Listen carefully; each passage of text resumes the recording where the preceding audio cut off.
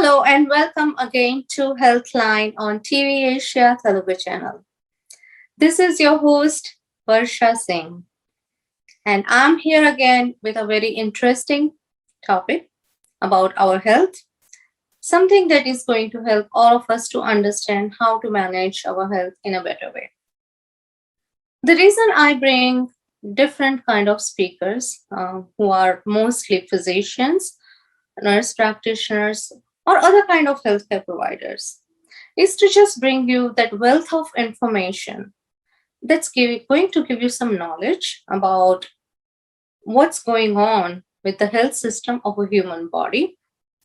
At the same time, there are certain conditions that we really do not understand how we can manage that.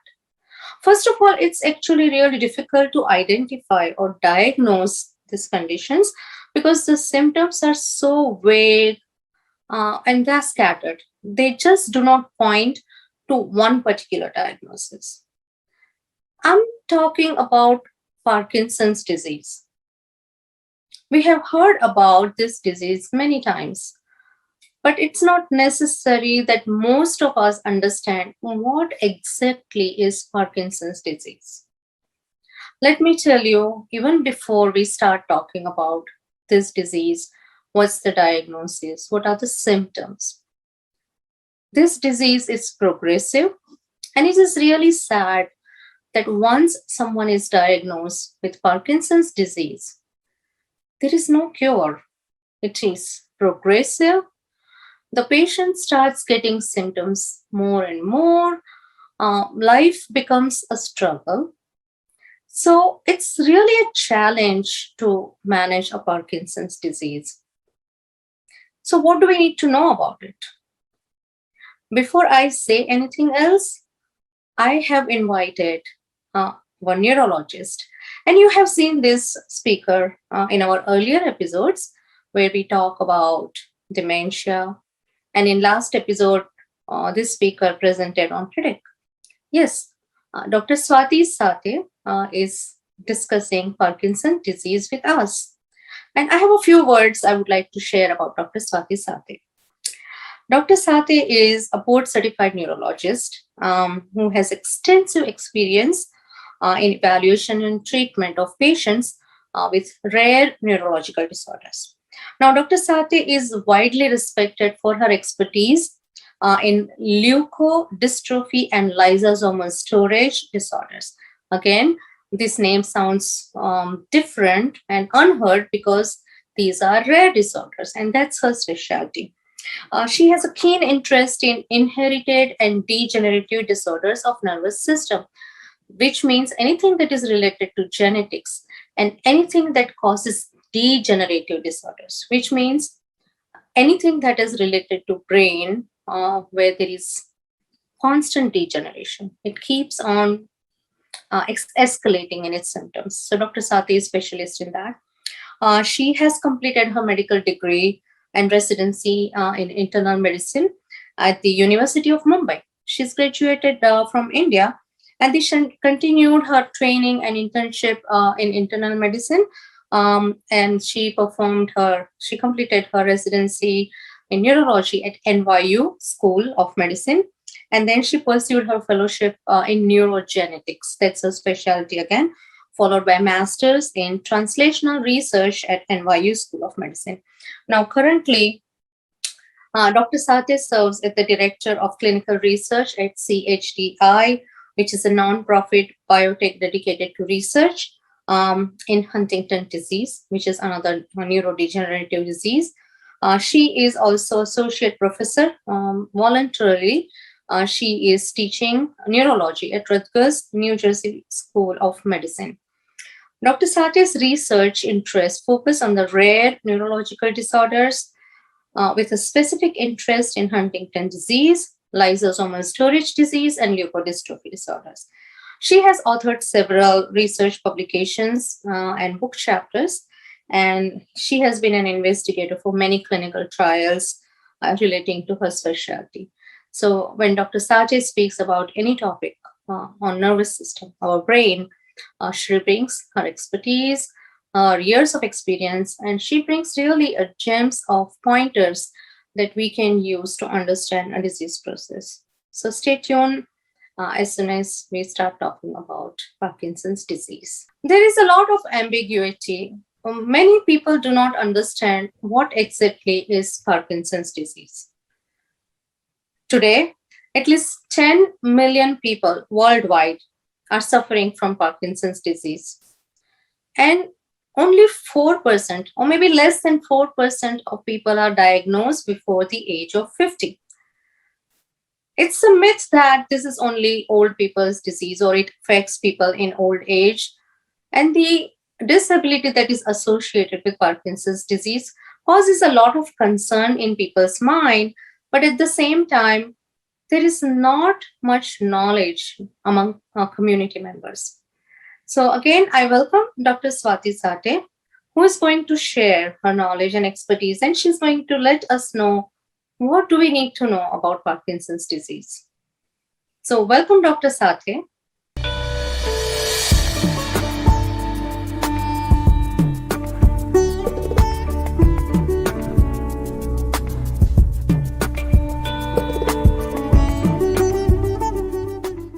Thank you, Varsha, for having me back again. It's always a pleasure to be with you. Hope we can bring some useful information to the audience.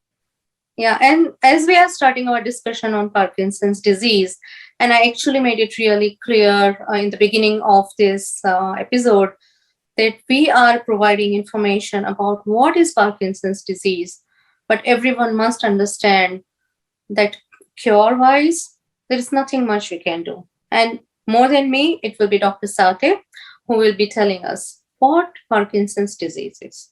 So I will get started with the very first question, because even though our community members and our viewers know the name of the disease, they may not know what exactly is Parkinson's disease. So Dr. Sathe, can you tell us what is Parkinson's disease? So Parkinson's disease is a movement disorder, almost by definition.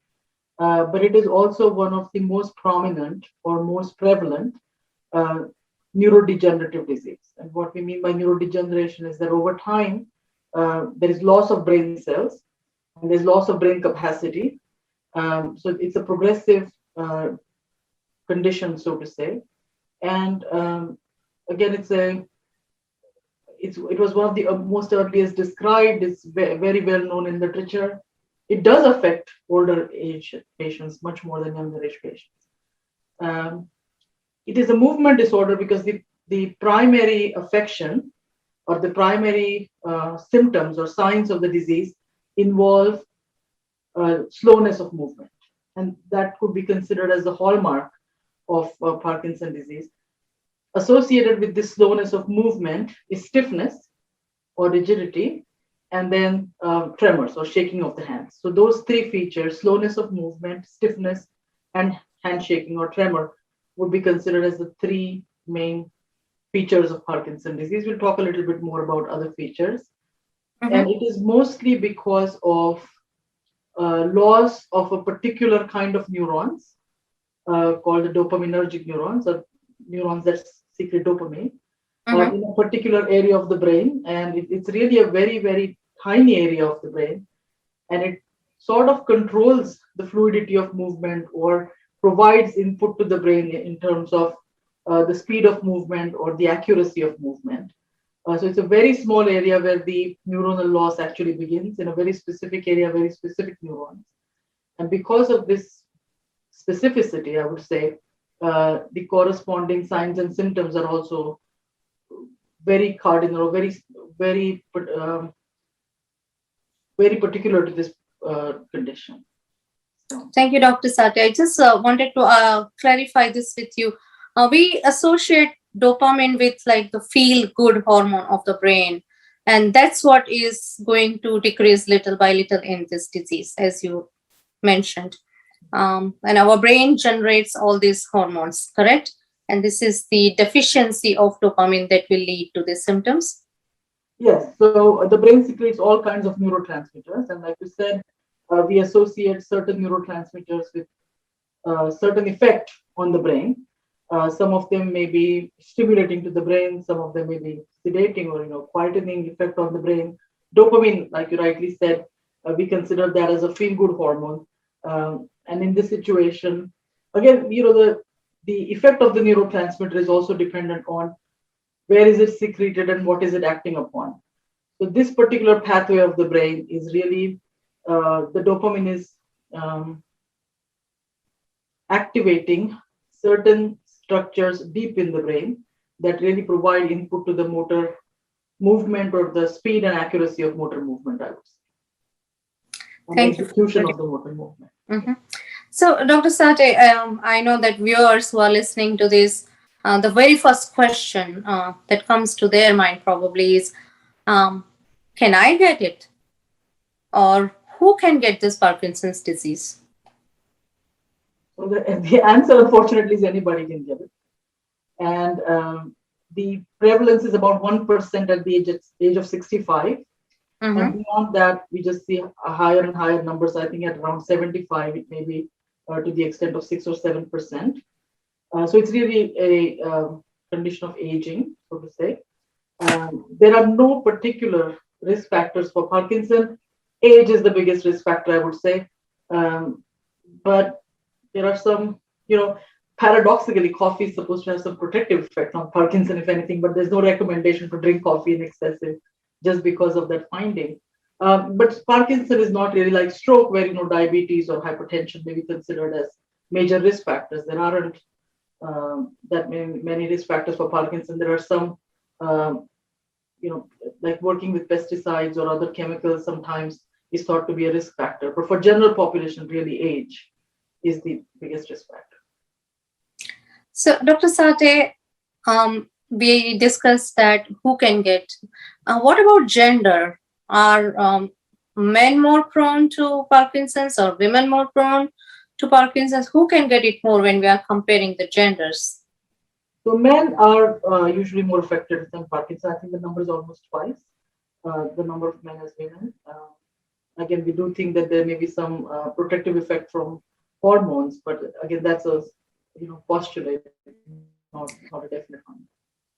So, Dr. Sathe, you mentioned that there are no other actually risk factors which are really causing Parkinson other than the age, which is the most prominent risk factor. As a person ages, there are more chances of this person getting the Parkinson's disease. So if you can elaborate on, if someone is experiencing or having some doubts or suspicion, so first of all, we need to understand what are those symptoms, initial or progressive or late symptoms. How will someone present if they have Parkinson's disease? So usually patients present with slowness of movement. It is very slow in onset. And so there is little delay in recognition that there is a change of motor movement. Most of the time, people around the patient will start to notice that they really have slowed down. So things of daily nature, such as walking or even, say, tying your shoes, things like having dinner or any other activity of daily living is just more slower. The person per se may experience stiffness while doing activities of daily living. Things like, taking a bus or driving a car, all of those become slower and more stiff. There is certainly a change in handwriting. People don't write as much anymore, but the handwriting becomes smaller and more difficult to write. And then the tremor. So a number of times, because the slowness of movement or the stiffness is very subtle and very slow in progression, that may not be noticed, but the tremor is most certainly noticed. And very often the patient usually presents to a neurologist with the tremor, which is very characteristic of Parkinson. Usually the tremor is one-sided or more prominent on one side than the other. In fact, having symptoms more on one side versus the other is more characteristic of Parkinson than of any other condition that may resemble Parkinson. And we will talk about those in a moment. But I would say tremor is the one that draws the maximum attention. This tremor is very classic. To a trained neurologist, it's not very difficult to pick up tremor of Parkinson.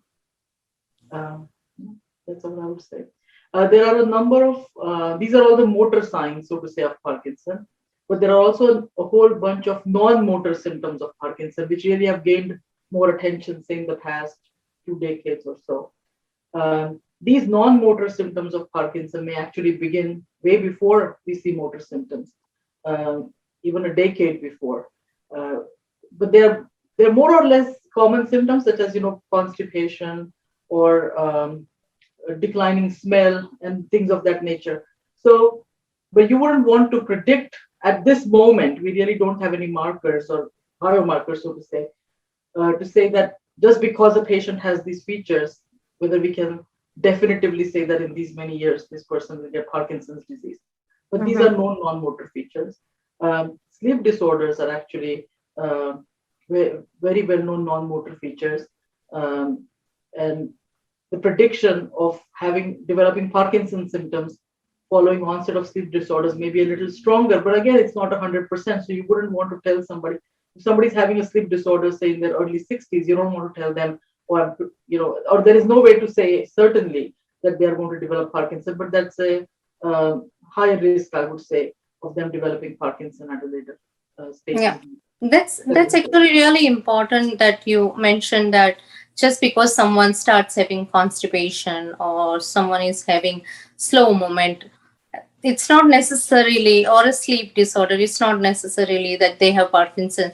So at what point this patient has to go and visit a physician so that they can rule out or maybe get a clean check that yes, you have Parkinson, or no, you do not have Parkinson's? Well, I think most of the time patients decide that based on the difficulty that they have with their activity.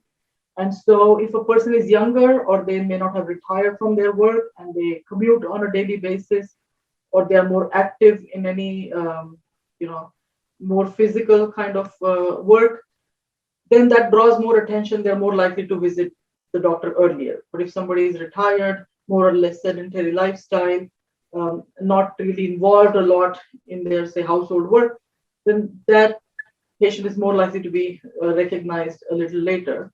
But I mean, the patient decides the time of when they would like to visit a physician. From the examination or neurological perspective, Parkinson is mostly a clinical diagnosis. There's no test per se that will diagnose a patient as Parkinson. It is based on certain criteria and how many criteria the patient meets and so on, that we would like to make a diagnosis of Parkinson. So it's more like you will look at all the symptomatology, and even though there is no test, as you said, there is no diagnostic test which can confirm, but it's just the clutter of symptoms or how they present that will help a neurologist to make a diagnosis, right? But it's not that there is no diagnostic test. There are certainly PET scans and SPECT scans that could be done, but those are usually not recommended because clinical diagnosis is fairly reliable. It may not be 100%, but it's fairly good. If ever there is a doubt, if there's a question of whether this is Parkinson's disease, or the patient is younger, or may have some other other different diagnosis in question, then a PET may be recommended. But more or less for diagnosis of Parkinson per se, clinical diagnosis. So, Dr. Sathe, how is a confirmation made that this is definitely Parkinson's disease? Is there any way a neurologist or a physician can confirm? Like I said, the clinical examination is fairly confirmatory. One of the other features of Parkinson is that the medication that is used for Parkinson, by and large, usually works only for Parkinson. So in a way, there is also something called as a therapeutic trial. If there is ever a question of the diagnosis being accurate, we could actually give the patient the medication and see if they respond. And that's a fairly established sort of diagnostic criteria for Parkinson. Usually the dilemma is not, is mostly between what we call as Parkinson and Parkinson plus conditions. Most of them are neurodegenerative conditions. Sometimes medications can cause Parkinson-like symptoms, but of course, to take a medical, history of what medications the patient is using, and it's fairly obvious if one of the medications is doing it. So a little bit of a detail here. Parkinson's disease is per se a pathological condition. It is as you said, confirmatory diagnosis is really based on a brain biopsy, or actually looking at the brain tissue and saying if you actually found changes of Parkinson's disease, which is something that we are obviously not going to perform. And so clinical diagnosis is based on criteria. Parkinsonism is a syndrome, and that the features that the patient has, like we said, the one of stiffness and slowness of movement and tremor. So somebody who has symptoms similar to this, but do not have Parkinson's disease as clinically judged, then we say they are Parkinsonian, or they have Parkinsonism as a syndrome. And so what we try to do is when we are examining the patient, we say try to find out if they are Parkinsonian or they have syndrome of Parkinsonism, and then say if that is really caused by Parkinson's disease or it is explained by some other pathology or medications or some other condition. Again, given the age distribution and the progression, clinically you're fairly certain that it's not that difficult to make the diagnosis of Parkinson's. We will continue this discussion after a small break, but don't go anywhere because we have a lot of important information for you after the break. This is Healthline on TVAsia Telugu channel. See you soon.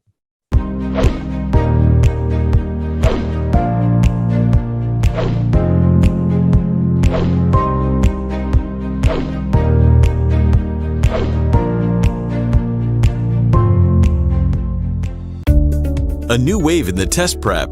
Test prep pundits offer SAT, PSAT, ACT just for $499, with powerful teachers, with top 1 percentile tutors, and powered by stellar digital curriculum. Contact us at info@testpreppundits.com or call at 844-383-7844. Silicon Andhra Manabadi అమెరికాలో ACS వాస్క్ గుర్తింపు పొందిన ఏకైక తెలుగు విద్యాలయం. మీ పిల్లలను 2021-2022 తరగతులలో చేర్పించండి. తరగతుల నమోదు ప్రారంభమైనది. September 11, 2021 నుండి తరగతులు ప్రారంభం. మనబడిలో చేర్పిద్దాం, తెలుగు భాష నేర్పిద్దాం. మరిన్ని వివరాలకు సంప్రదించండి manabadi.siliconandhra.org, info@manabadi.siliconandhra.org, 1844-626 బడి.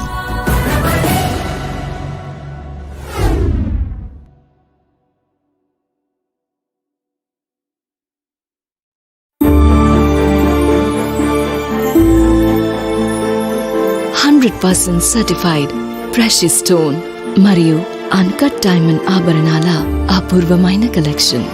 బైబ్యాక్ గ్యారంటీతో పాటు gem stone jewellery festival Malabar golden diamonds లో.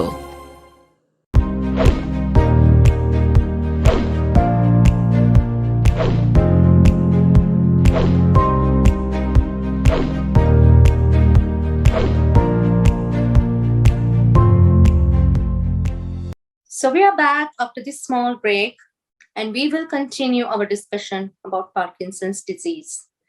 So far, we have discussed about what is Parkinson's disease, who can get it, what gender is most affected, and how do we diagnose Parkinson's disease. And there are so many other questions that we really want to know. So I just wanted to make this point, and especially for our viewers who may not be from the medical background, that they should not be surprised if the physician is not going to order any MRI or CT scan, and yet they are going to make a diagnosis, which is a neurological diagnosis. So this is how it is for Parkinson. That's the fact, that there is no diagnostic test that will make a confirmatory diagnosis of Parkinson. So there is a diagnostic test which is fairly confirmatory, but it is not required. That is Okay. Okay. Thank you for clarifying that, Dr. Sathe. So how would we treat these patients who are coming to us? So again, like I said, sometimes patients are very, very early in Parkinson, but because they are otherwise involved in activity, they're otherwise very engaged, they picked up their symptoms very early. Other patients are older, they're more sedentary, they have picked up their symptoms a little late. The decision of whether to treat or not depends on what is the limitation to activity given the situation of the patient. Because most of the treatment is symptomatic, it is not curative, and so it's really useful to make the patient more mobile or make their activities more at ease. Sometimes it is more difficult to treat tremor than it is to treat, say, the slowness of movement and the stiffness. In fact, but a lot of patients do seek help for tremors and they want the tremor to be relieved. Not that the medications don't work, but usually slowness is more easy to respond than the tremor itself. And so once we have made the decision, there is no hard and fast rule as to when the treatment should be started. There was some people believe that if you delay using symptomatic treatment, maybe the symptomatic treatment will have its effect for a longer time. There's another group of people who don't believe that. But really, there is no hard and fast rule, or there is no difficulty in starting treatment whenever the patient feels that, and the doctors feel that it is an appropriate time to start treatment. The treatment for Parkinson is just the standard treatment, or the one that is most commonly used, is really just direct replacement of the dopamine. So we try to give back the dopamine that the patient is missing. We substitute that orally. Now, being a neurotransmitter and biologically available substance, of course, the body can get rid of it very fast. And therefore, the dosing has to be more frequent and adjusted to the patient's activity. So you would want more drug in the morning, not so much drug at night. So, those kind of adjustments need to be made. The other way to treat if we are not using the direct replacement of dopamine strategy is to actually stimulate the dopamine receptor. So you're mimicking the situation as if dopamine is being released without actually giving back the dopamine. So those are newer medications. There was a whole host of older medications that we don't really use anymore, but there are very good newer medications that are dopamine agonists, those that work as if dopamine is being released. And then there's a whole host of other medications that kind of work around this pathway. So some of them will allow dopamine to stay longer and let dopamine do its action. Some of them will enhance a supportive neurotransmitter and make the conditions more conducive for dopamine to work. So different sets of medications that kind of work around the pathway and not directly on the pathway, their efficacy or their effectiveness may not be as good as dopamine replacement, but in early stages or as adjunctive therapy to dopamine, they're usually useful. So there's about 4 or 5 classes of drugs that can be used. And again, depending on how old the patient is, whether they have other comorbidities, we would like to adjust the medication accordingly. So, Dr. Sathe, once the treatment is started for patients with diagnosed Parkinson's disease, how is the picture 5 to 10 years down the road? If a patient follows the treatment versus a patient who is underdiagnosed and is not treated, in both the scenarios? Well, because the treatment is symptomatic, if you consider just the underlying progression of the disease and the underlying pathology, both patients would probably peak at the same point. Just that the patient who was diagnosed and treated would have had those 4 or 5 years that they spent in a more easier, more comfortable manner than the person who was not diagnosed. But the essential pathology of the disease probably would actually be at the same point, given that all the other parameters in these 2 patients are similar. We're not able to really control the underlying progression of disease. That is what essentially it means. All the dopamine agents or dopamine-like agents, dopamine itself, whatever form we might be using it, they have a limited period of effectiveness. So at some point, the patients probably will respond less and less to the same dose. And so we have to increase the doses. As time goes by, we might have to use more than one drug and try to see if we can get the same kind of effect. There are newer and newer modalities of therapy coming. So there is a, because this drug is very short acting, eventually what happens is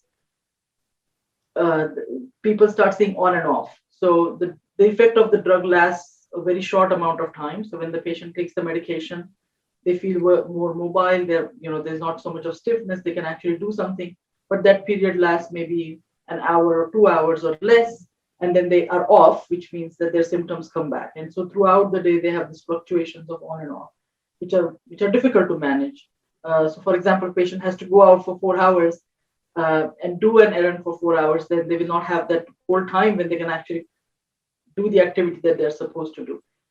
And so to combat this on-off effect, again, there are some additions that you can make to the dopamine, so to say, to make that effect more even. We try to space the medication more closely.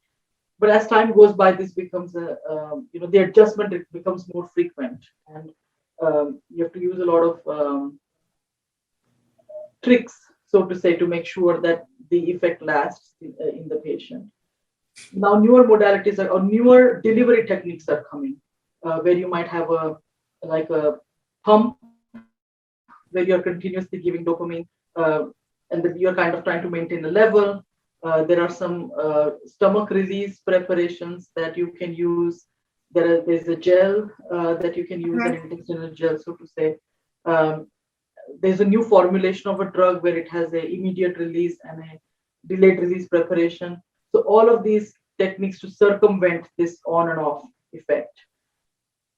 At some point, if this on and off effect cannot be maintained by medication, then some patients may be eligible for brain surgery, which is the deep brain stimulation.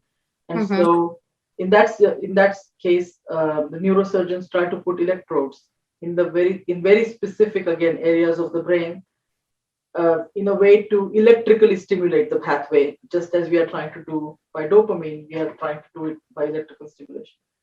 And that does work, again, not for all patients. There is, again, very specific criteria of who might be eligible for the surgery and so on. But for patients who are eligible, it has proven useful. So that's like a next step of management. Along with this, as all of this is happening, I think at least 2/3 of the patient may experience some kind of a cognitive loss with Parkinson. I was just going to ask you that is it possible that because it's neurodegenerative, will these patients have other associated symptoms or any other associated diagnosis? Yeah, sure. So at least 2/3 of the patients, not all may not get formally diagnosed as dementia, but they certainly experience some cognitive loss. Around 40% of patients, I think, will get diagnosed as dementia, have sufficient cognitive loss to say that the patient has dementia. This dementia is slightly different than the Alzheimer type of dementia. Different kinds of functions are affected. But once there is cognitive loss, you can imagine now it's harder to manage. They already have a motor disorder or motor control disorder. Now they have a cognitive decline. So they become increasingly dependent on their family members or whoever their caregivers are for activities of daily living. There is no medication per se for the cognitive loss. Again, we can try to use medications that may improve attention or concentration, but really no therapy for the cognitive loss per se. Also, especially in patients who have cognitive loss, even otherwise in Parkinson, but especially Parkinson patients who do develop cognitive loss, these medications may start to have a little different effect in the sense they might start getting hallucinations as a side effect of the medication. And then on the one hand, you want to give them medication so that they maintain mobility. On the other hand, you don't want hallucination. And so it becomes increasingly difficult to keep that balance and, give them medications appropriately. So this is. Yeah. So, Dr. Sathe, is it, as I'm listening to you, this Parkinson's disease patient, is it possible that they can experience disability, that they may not be able to take care of themselves? Oh, usually that's the case, unfortunately. Maybe a decade or 15 years after the onset of Parkinson, we would expect that the patient is dependent on family members for their routine activity. In fact, if the Parkinson is a little later in onset, then the progression may be a little faster. So it's a little paradoxical effect there. But again, not a rule of thumb, but that's it. That's usually the observation.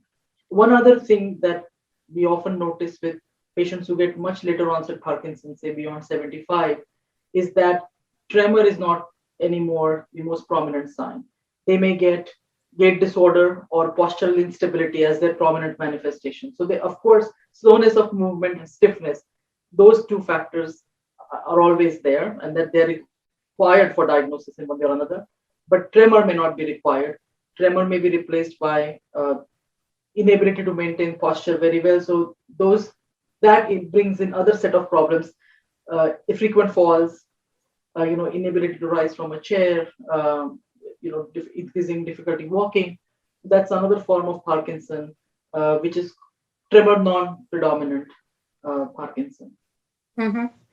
So how can family cope if one of their loved ones is diagnosed with Parkinson's and they understand that this is a degenerative disorder and it's progressively going to deteriorate? So what is the coping mechanism that you would advise? Well, more family support is always helpful.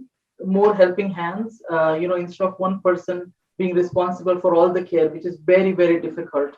And there is a burnout on the part of the caregiver when the care is to be given for a period of years sometimes.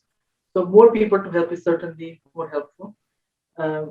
Getting prepared for this, and a lot of times we see that the caregiver is sometimes even reluctant to hand over care to somebody else. Sometimes the perception is that the other person may not be able to offer the same degree of care as they're offering. And you have to prepare yourself from the beginning and let go of that idea sometimes. They let other people also partake in the responsibilities and help them out. There are caregiver support groups. There are Parkinson's support groups. As long as the patient is mobile and still interested, there are adult daycares where the patient can spend at least some hours of the week, interacting with other people, thereby giving some relief to the family members at home. And so, I recommend all of these for the family to, consider and derive some benefit from. Home health aid, as much as possible, wherever possible, for sure. That is a big, relief of burden. So all of these, wherever and whenever possible, I think would help. Yeah, it's really I would say disheartening to learn about this disorder, that there is not much that can be done. It's progressive. So I have this question for you, Dr. Sathe. Is there any way, when we are thinking about health maintenance, we always talk about prevention. So is there anything that can be done that will keep this disease away from people? Are there any ways, any preventative strategies? I would like to say, Varsha, that it's not as bleak though, because we are able to do well for the patients for the first decade, or sometimes even more than a decade. It is really beyond that time that at least the current medications are not able to maintain mobility. And again, cognitive loss is a big contributor to disability. So patients without cognitive decline do well for a decade or more. And again, the more modalities that we apply, a good combination of medications. There is a lot of physical therapy, exercises, stretching, relaxation. All of these are actually helpful if patients apply them and are willing to apply them, in the appropriate manner. Parkinson patients also have a lot of apathy, like you said, because dopamine is a feel-good hormone, and that's what's missing. So apathy can also be a very big part of the Parkinson presentation itself, and they require a lot of motivation from their family members, their spouses, children, whoever can help them. And so I wouldn't put a picture as bleak as that. It's not that today you get diagnosed with Parkinson and all is really bad. But over long term, it does cause significant disability and requires significant help from family members. Again, in terms of prevention, maintaining good health is what we can do. Exercises, and rather than doing it after, if we do it before, keep ourselves more fit. Then it's easier to manage the symptoms of Parkinson. Trying to exercise once the symptom of rigidity has set in is harder than if you have been exercising before, and keeping yourself as mobile as possible before the onset of fever. Mm-hmm. And all the good things, no smoking, no drinking, that's a recommendation across the board. Healthy lifestyle. Yeah. So last question is it inherited? Because a lot of people may be thinking that we have a family history of Parkinson's disease. Can I get it? So it's not necessarily inherited. There are specific inherited forms of Parkinson. They constitute about 10% of the whole Parkinson picture. And those are the patients who will present early on, mostly, not necessarily, but mostly. So there is something called Parkinson. It's termed as early onset Parkinson or young onset Parkinson if the onset is before the age of 40 years. And a number of times, if the onset of Parkinson is before the age of 40 years, there's a strong reason to suspect that there's a genetic component. If the onset is beyond 65, then it is a sporadic illness, not necessarily inherited from parents to children as a direct inheritance.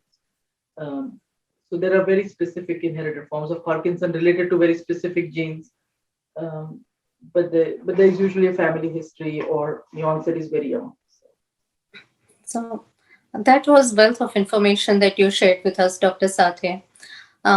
So as a summary, what would you like to tell our audience when we are talking about Parkinson's? Well, I would like to say that, like I said, when the person is retired and they're sedentary, a lot of symptoms are taken for granted. Oh, he's slow because he's older now. He forgets because, he's not working anymore. And I think that's usually not correct. People do keep themselves updated most of the time, even if they're retired.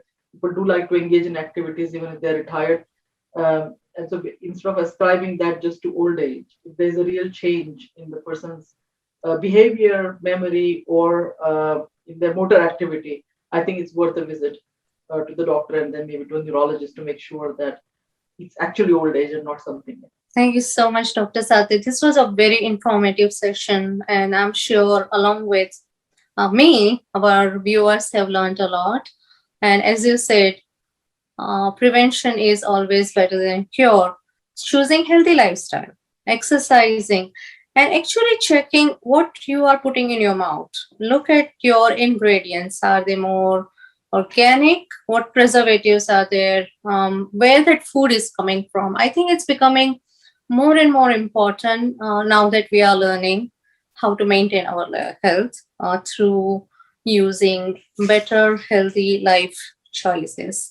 So thank you for sharing your expertise again, one more time on TVAsia Telugu channel, Healthline. It's such a pleasure to have you. Every time you have come, you have given us wonderful information. And I'm sure our viewers will like this episode as well. And they have taken this important message to make their quality of life better. So thank you, Dr. Sathe. I appreciate your time and I appreciate your expertise. Well, thank you for having me on TVAsia Telugu channel on the program of Healthline. It was my pleasure to be here, and hopefully you've learned something about Parkinson from this episode. Please watch the next episodes as well. Viewers, if you like this episode on Healthline, TVAsia Telugu channel, please continue to watch, because all we want is you to be healthy and enjoying your life with your friends and family and all your loved ones. So I will see you next time, your host, Varsha Singh, on this show, Healthline on TVAsia Telugu channel. Thank you for watching.